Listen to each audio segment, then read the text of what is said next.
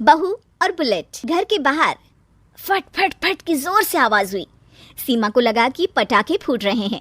वो डर के मारे घर से बाहर निकली। देखा तो सामने योगेश यानी कि पतिदेव एक बुलेट बाइक पर बैठे हैं। अरे डर गई क्या? बाइक लेकर आया हूँ तुम्हें घुमाने के लिए। सच में? मुझे लगा पटाखे फूट रहे हैं। अरे पटाखे भी फूटेंगे और मिठाई भी बटेगी। माँ को तो बुलाओ। माँ भी बाहर आ जाती है। अरे योगेश बेटा, इतनी जल्दी आ गया? और ये गाड़ी किसकी है? साहब की है?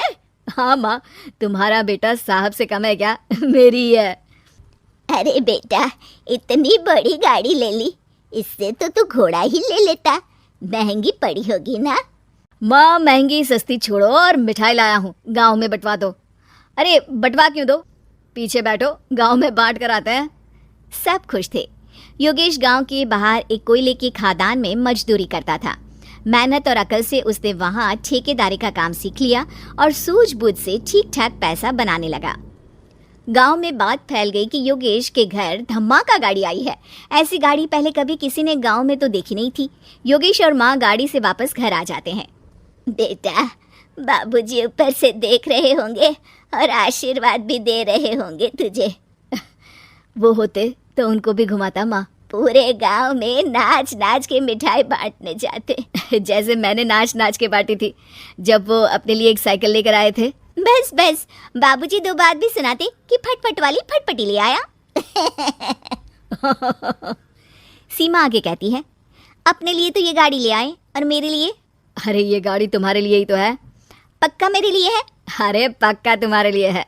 अगली सुबह जब योगेश सो रहा होता है तो उसे बाहर से गाड़ी की आवाज आती है। वो घबरा कर चिल्लाता है, चोर चोर, मेरी गाड़ी ले जा रहा है, चोर चोर। माँ भी जागती है और योगेश के साथ दरवाजे की तरफ भागती है। जैसे ही दोनों बाहर निकलते हैं तो देखते हैं कि सीमा गाड़ी चला रही है। अरे बहू, नाक कटवाओगी क्या? ये क्या कर रही हो? अरे गिर जाओगी, ये क्या कर रही हो तुम? सीमा गाड़ी को रोक कर कहती है, सारे गांव में घुमा लाई, कहीं नहीं गिरी। क्या? सारे गांव में घुमा लाई? अरे लोग क्या कहेंगे बहू? सोचा क्या एक बार? यही कहेंगे कि कितनी अच्छी गाड़ी है। अरे तुम्हारे बारे में। हाँ, कहेंगे ना कि देखो कितनी अच्छी गाड़ी पर बैठी है।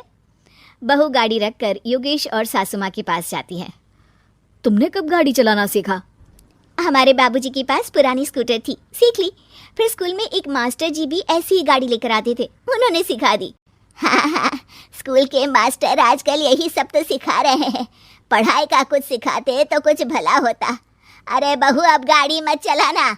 हमारे परिवार में कभी किसी औरत ने पीछे से आगे की सीट पे आने की हिम्मत नहीं की है। तुम भी मत करना, समझी? जी समझ गई माँ जी। सीमा सास की बात सुनकर चुपचाप रसोई में जाकर उदास होकर खाना पकाने लगी है। सास सुबह सुबह मंदिर से पूजा करके लौट रही होती है। तभी उसे दो औरतें रोक लेती हैं और कहती हैं, अरे बहू को थोड़े अच्छे लक्षण भी सिखा दो। गाड़ी चलाने निकली थी, गांव की मर्यादा का कोई ख्याल नहीं है। वही तो। अरे पैसे आने लगे हैं तो क्या मतलब कि किसी रीति रिवाज को नहीं मानोगे? अरे समाज में रहना है तो समाज के ढंग से ही रहना पड़ता है। अरे लाज भी नहीं आई बहू को? चूल्हे चौके से निकलकर सीधे गाड़ी लेकर चौराहे चबूतरे नाप लिए, फाट फाट फाट करते हुए। अरे कुछ कह देना उसे। अरे ये क्या कहेगी, बूढ़ी सास है, इनकी थोड़ी ना चलती होगी घर में। हाँ, बहू की ही चलती होगी, मर्जी भी और गाड़ी भी। सास सब सुनकर घर आती है और बहू को चिल्ला के बुलाती है, अरे नाक कटवा दी सबके सामने गाड़ी चलाकर। औरत जात गाड़ी नहीं चलाती। शहरों में तो 4 पहियों वाली गाड़ी भी चलाती हैं और हेलीकॉप्टर, हवाई जहाज भी। शहर में थोड़ी ना रहती हो मैडम साहिबा। आज के बाद गाड़ी से ही नहीं, यूं भी निकलना बंद तुम्हारा घर से। माँ सही कह रही है, कहीं भी जाना हो तो मुझे बता देना, मैं लेकर चलूंगा। आज माँ को तुम्हारे कारण कितनी बातें सुननी पड़ी। इतना कहते हुए योगेश वहां से चला जाता है। बारिश की वजह से कारखाने के रोड पर कीचड़ रहता है, इसीलिए योगेश गाड़ी घर रखकर जाता है और किसी से लिफ्ट लेकर कारखाने पहुंचता है ताकि नई गाड़ी गंदी ना हो। लेकिन शाम को इतनी तेज बारिश होती है कि उसे वापस आने का कोई साधन ही नहीं मिलता। बारिश बढ़ती जाती है। रात के 11 बज जाते हैं। रास्ते में एक नदी का ब्रिज है। अगर उस पर पानी आ गया तो योगेश कारखाने में ही फंस जाएगा। पूरी रात भूखे प्यासे बितानी पड़ेगी। घना अंधेरा, बिजली की कड़कड़ाहट और तेज बारिश। राजेश डर भी रहा था, ठंड से कांप भी रहा था। तभी उसे रोड से आती हुई एक रोशनी दिखती है। वो देखता है कि उसके सामने एक बाइक आकर खड़ी हुई है। वो ऊपर वाले को धन्यवाद देकर उस बाइक वाले आदमी की तरफ बढ़ता है, पर पास जाकर देखता है तो भौचक्का रह जाता है।